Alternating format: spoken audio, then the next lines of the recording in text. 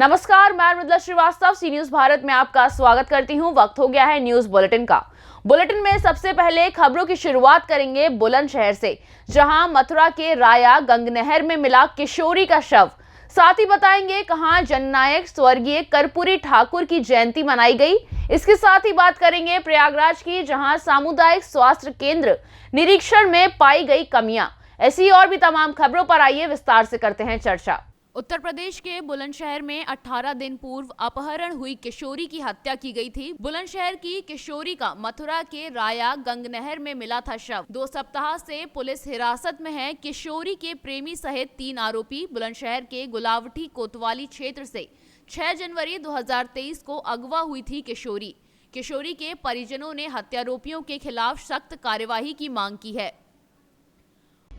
8/1/2023 को गुलावटी थाने में एक मुकदमा दर्ज हुआ था 16/23, जो अपहरण के संदर्भ में लिखवाया गया था, जिसमें एक अपर था जिसका नाम मंतशा है। उनके पिताजी द्वारा यह मुकदमा लिखवाया गया था, जिसमें 3 नामजद अभियुक्तों को पुलिस द्वारा गिरफ्तार कर लिया गया था।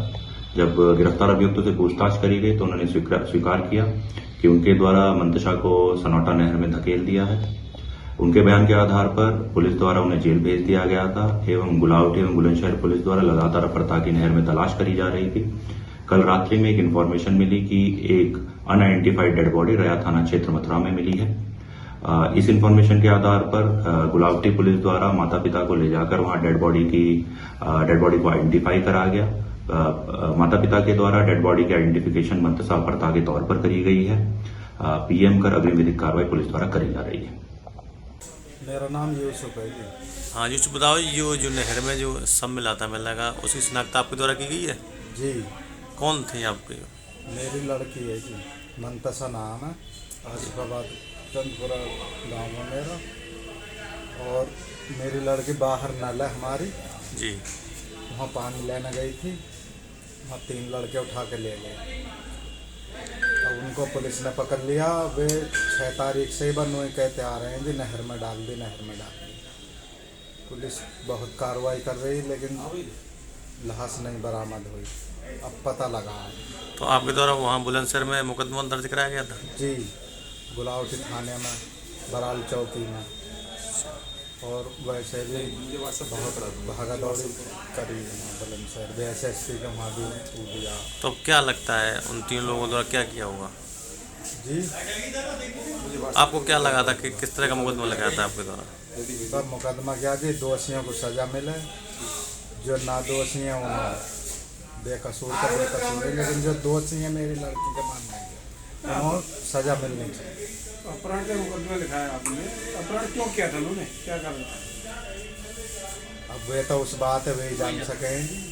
बुलंदशहर से सी न्यूज संवाददाता नितिन सिंह राजपूत की रिपोर्ट। आज चोरी हुए टेम्पो ऑटो घटना का सफल अनावरण करते हुए अभियुक्त किशोर उर्फ काले को ऑटो के साथ गिरफ्तार किया गया। रतन सिंह पुत्र रणवीर सिंह निवासी पोठा पतारा थाना एका जिला फैजाबाद ने अपने एक टेम्पो चोरी हो जाने के संबंध में प्रार्थना पत्र दिया था, जिस पर कार्यवाही करते हुए क्षेत्र अधिकारी जसराना के नेतृत्व में टीमों का गठन किया गया। उसी के आधार पर मुखबिर की सूचना पर आज सीसिया पुलिया के पास से अभियुक्त किशोर और काले पुत्र महिपाल निवासी उड़ेसर गजाधर सिंह थाना एका जनपद फिरोजाबाद को चोरी किए गए टेम्पो के साथ गिरफ्तार किया गया। अभियुक्त के साथ कानूनी कार्यवाही करते हुए उसे जेल भेज दिया गया है। एका थाने द्वारा क्या मामला है? देखिए, 21 तारीख को थाना एका में एक व्यक्ति ने आकर सूचना दी कि उनका टेम्पो चोरी हो गया है। तत्काल उसमें अभियोग पंजीकृत करके उस पर हमारी टीम काम करना शुरू की। SHO एका की टीम को उसमें सफलता मिली है।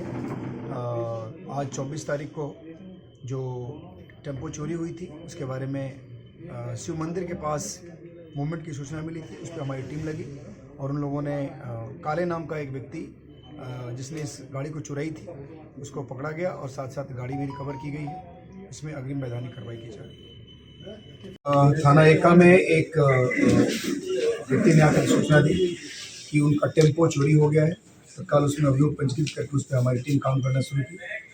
SHO एका की टीम को सफलता मिली है। आज 24 तारीख को जो टेम्पो चोरी हुई थी उसके बारे में शिव मंदिर के पास मूवमेंट की सूचना मिली थी। उस पर हमारी टीम लगी और उन लोगों ने काले नाम का एक व्यक्ति जिसने इस गाड़ी को चुराई थी उसको पकड़ा गया और साथ साथ गाड़ी भी रिकवर की गई है। इसमें अग्रिम वैधानिक कार्रवाई की जाएगी। फिरोजाबाद से सीनियर संवाददाता सन्नेश कुमार गुप्ता की रिपोर्ट। चंदवा प्रखंड अंतर्गत जननायक कर्पूरी ठाकुर की जयंती चिल्ड्रन पैराडाइज स्कूल के प्रांगण में मनाई गई। बच्चों के बीच इनकी जीवनी पर प्रकाश डाला गया। विद्यालय के प्राचार्य प्रदीप ठाकुर ने कहा, जननायक कर्पूरी ठाकुर को नमन करते हुए उन्होंने कहा, कर्पूरी ठाकुर एक शिक्षक, एक स्वतंत्रता सेनानी और एक राजनीतिज्ञ थे।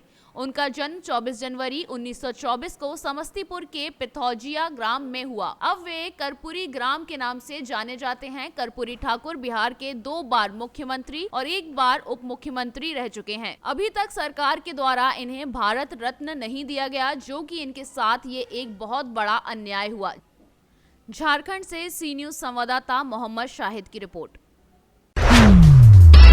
सामुदायिक स्वास्थ्य केंद्र में लखनऊ स्वास्थ्य विभाग के महाप्रबंधक डॉक्टर वेद प्रकाश, बाल स्वास्थ्य विभाग, किशोर स्वास्थ्य विभाग लखनऊ के द्वारा अस्पताल का निरीक्षण किया गया, जिसमें किशोर किशोरी क्लिनिक बंद पाई गई। वहीं ऑपरेशन थिएटर में NBCC को लगाने के लिए निर्देशित किया। वहीं OT में NBSU यूनिट लगाने के लिए भी बात कही, जिससे नवजात शिशु को कोई भी खतरा ना बने। इस मौके पर महाप्रबंधक डॉक्टर वेद प्रकाश ने स्वास्थ्य विभाग को और अच्छी व्यवस्था उपलब्ध कराने की बात कहते हुए दवाओं की कमी, एक्सरे की समुचित व्यवस्था व ब्लड टेस्ट जैसी समस्याओं से निजात दिलाने की बात कही।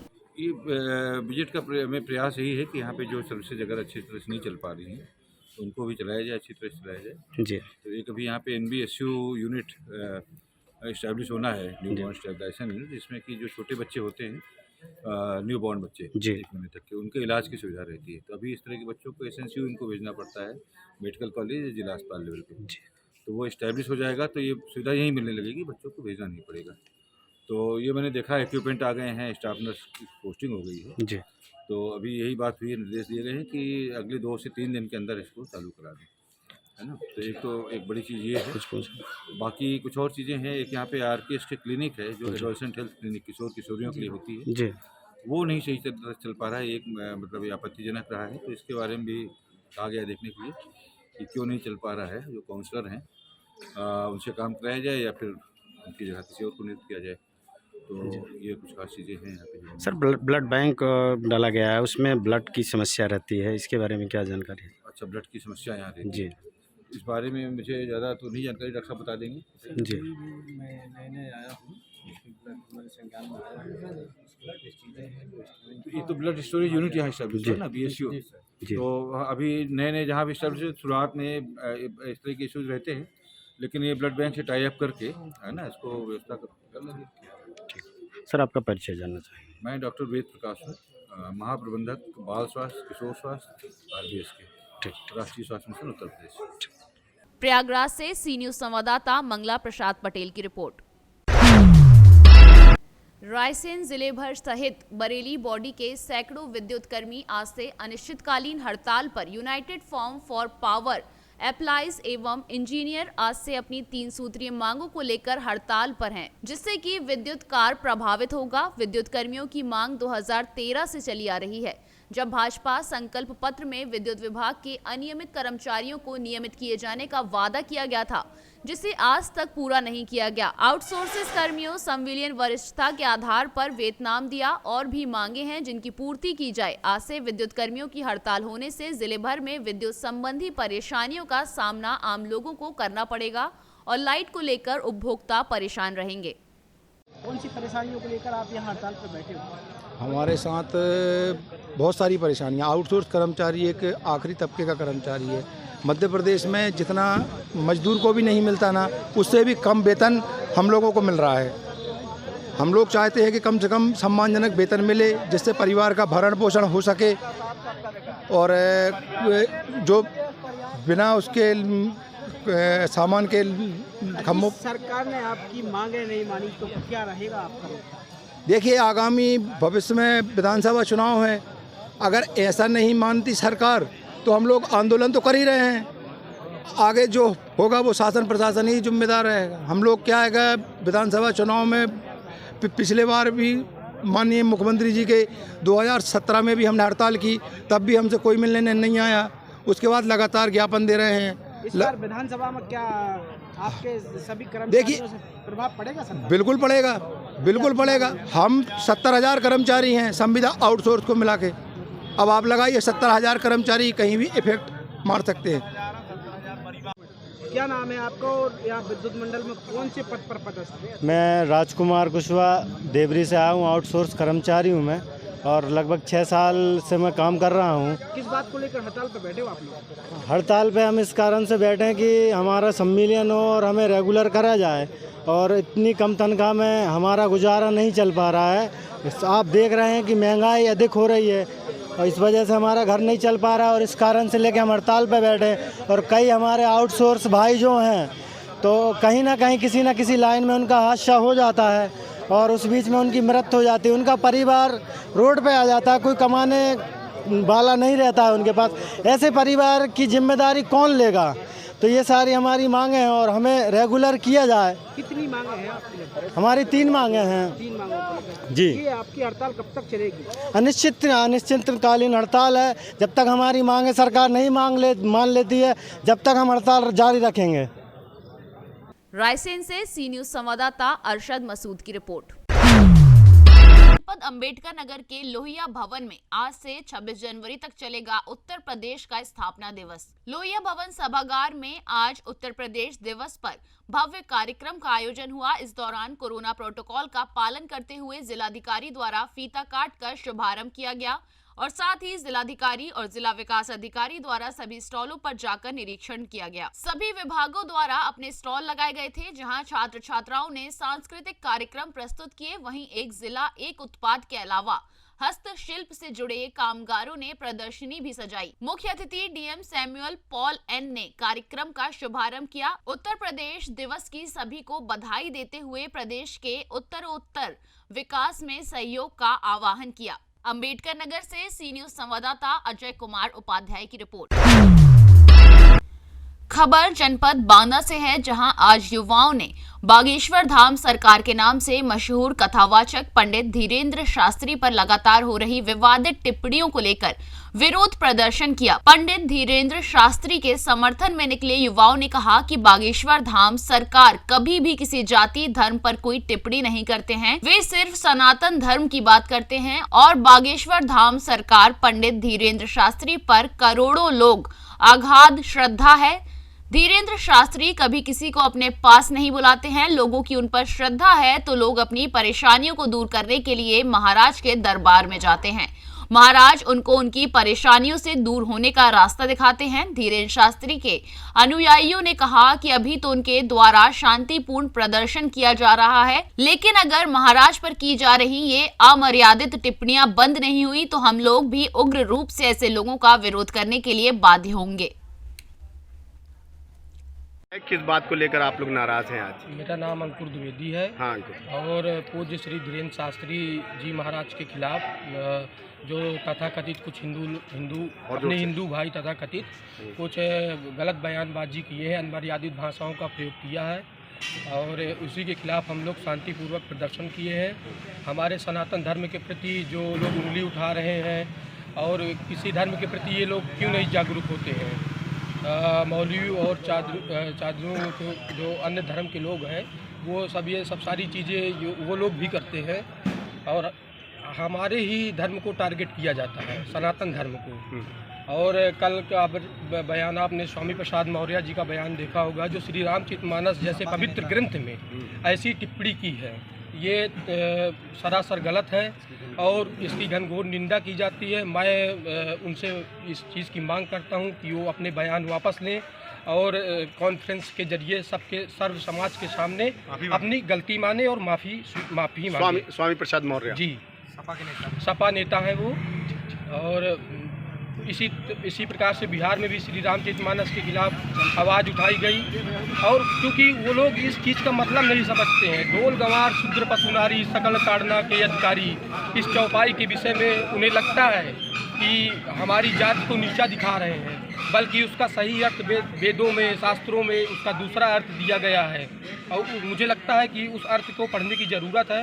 उनको शास्त्रों का ज्ञान अभी लेना चाहिए। श्री रामचरितमानस पढ़नी चाहिए। श्री रामचरितमानस एक ऐसा ग्रंथ है जो हम सभी मानवों को अच्छे पथ पर चलने का सनातन धर्म और हिंदुत्व के खिलाफ जो अनर्गल भाषाओं का यूज करके और हमारे बागेश्वर धाम सरकार के पीठाधीश्वर श्री धीरेन्द्र कृष्ण शास्त्री जी को बदनाम करने की साजिश रची जा रही है, उनके समर्थन में हम लोग आज अशोक लाट संकट मोचन से अशोक लाट में धरना के लिए आए हुए हैं।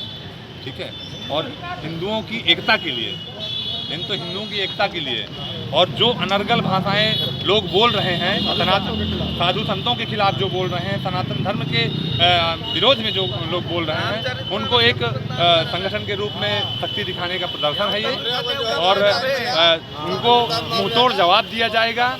यदि यही स्थिति रही और साधु संतों का अपमान होता रहा तो वो हम सह नहीं पाएंगे। अपमान कौन लोग कर रहे हैं? अभी नागपुर की कथा में श्याम मानव जी हैं, जो कि मुझे नहीं मालूम कि एक संस्था से हैं वो, लेकिन उनका कई जगह पुतला भी फूका जा रहा है। अगर यही स्थिति रही तो बांदा में भी और उग्र प्रदर्शन होंगे। अभी सरकार तो भाजपा की है ना, क्यों कार्रवाई नहीं करती है ऐसे लोग जो सनातन धर्म के खिलाफ? उनकी कार्रवाई हो रही है, ज्ञापन दिया जा रहा है, कार्रवाई निश्चित रूप से होगी। आप लोगों ने कहा ज्ञापन दिया कि अधिकारी को आप